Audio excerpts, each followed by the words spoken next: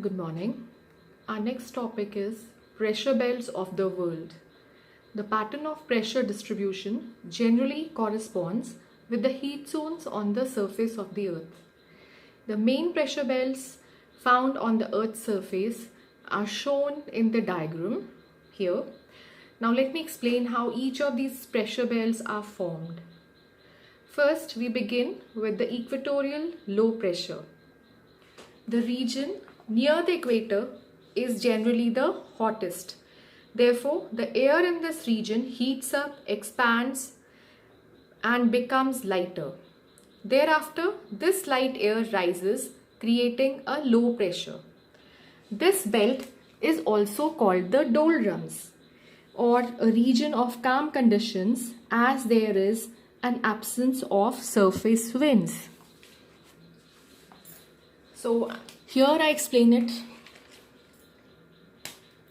Now this is the equatorial region, and because the equatorial region is getting direct rays of the sun, so the land becomes very hot and the air which is resting on the land also becomes hot, coming in contact with the hot ground.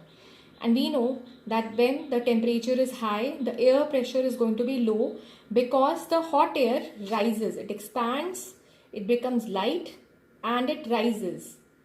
And it moves towards the poles. As it moves towards the poles, there is less air resting in the equatorial region. Less air means less air pressure exerted by the air, and hence the equatorial region gets a low pressure. So that's how the equatorial low pressure belt is formed. The next belt is the subtropical belt of high pressure, which exists between 30 degrees and 35 degrees. 30 and 35 degrees to the north as well as to the south. So it's beyond the tropics. Here the air that had ascended from the equatorial low pressure, it starts to descend. Why? Because the equatorial air which was hot and which rose, on rising it becomes cold, it becomes heavy, and hence it is not able to continue its journey towards the poles. So what it does, it comes and it settles in the subtropical region. And when the cold air descends, or it shrinks, or it contracts, what does it lead to? It leads to a high pressure, as we have already read. So that's how the subtropical belt gets a high pressure.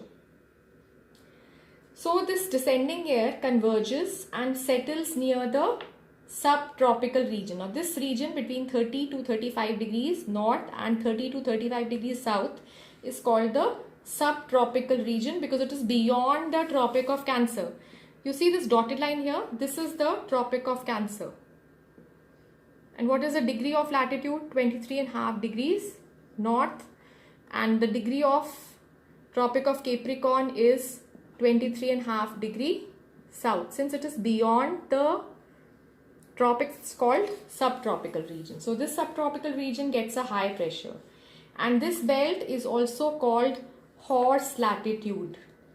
Just like we had the equatorial low pressure belt, which was called the doldrums because of calm conditions there and absence of surface winds, this belt is called the horse latitude. Now there's a very interesting story about this horse latitude.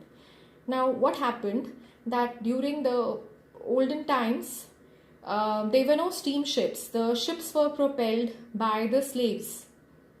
So they had these big propellers, and many slaves would sit together on the deck of the ship and they would propel the ships.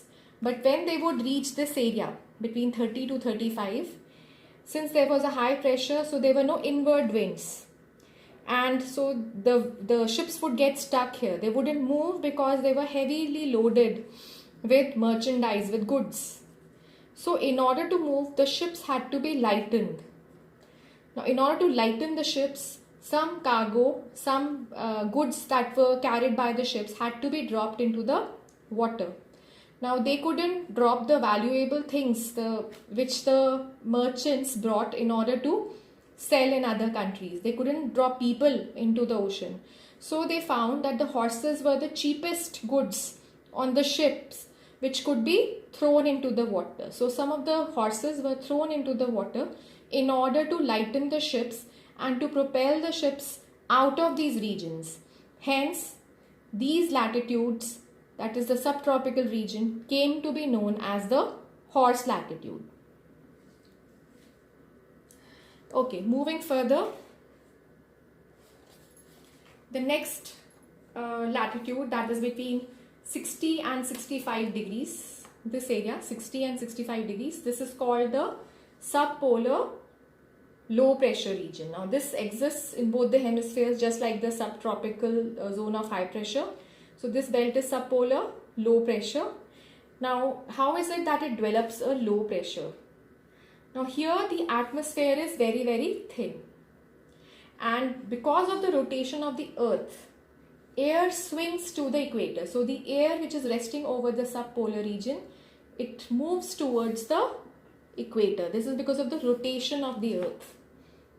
Okay, so when most of the air moves towards the equator, there is less air resting over the subpolar low pressure region. Hence the density of air is very low, and therefore it gets a low pressure.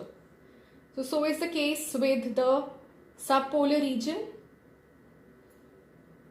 in the southern hemisphere. Most of the air, it moves towards the equator in this case. So less air rests upon the subpolar region, hence it gets a low pressure. So this creates a partial vacuum, creating a low pressure belt. And the column of air here is so thin that the air can hardly exert any pressure. Moving on to the next belt, which is called the polar high pressure belt, which exists around the poles. Now this is the North Pole here at this point, and this is the South Pole here. So what is the degree of latitude of North Pole? 90 degrees north, and that of South Pole, it is 90 degrees south. So here along the South Pole and the North Pole exists the polar high pressure. Now why is there a high pressure here? Because the air is very cold at the poles, and we know that cold air is heavy and it is unable to rise, so it settles at the earth's surface, and therefore it creates a lot of weight, thus creating a high pressure. And that is why this high pressure belt is called the polar high pressure belt. Now these belts which are described here, they are not permanent. They keep on shifting according to the movement of the sun. And air pressure depends on temperature, as you can see here. And therefore, as the sun moves from one tropic to another, the pressure belts also do the same. And this phenomena of movement of the pressure belts is called the shifting of the pressure belts.